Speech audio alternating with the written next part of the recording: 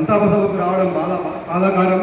ఇట్లాంటి జరగద్దు. జరిగిందంటే తనను అనవసరంగా దొంగ దెబ్బ తీసిర్రు.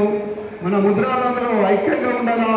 ఈ రోజు ఇప్పుడు గోపీనాథ్ చంపారు, అప్పట్లో ఇరహత్తమని చంపారు.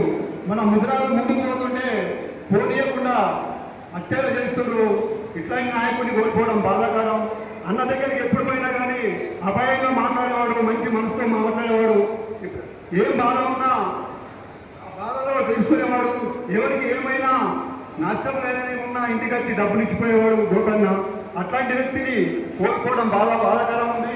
మనం అందరిగా ఐక్యంగా ఉండి ఎవరైతే ఈ హత్య చేసిరో వాళ్ళ కఠినంగా శిక్షించాలని కోరుకుంటున్నాం. ఇక్కడ కట్టిన పెద్దలకు, మరి కరెక్ట్ రమేష్ అన్నకు, అదే ముర కాళేశ్వరు అన్నగారికి, స్టేజ్ మీద ఉన్న అందరికీ పేరు పేరున జై ముద్రాజ్.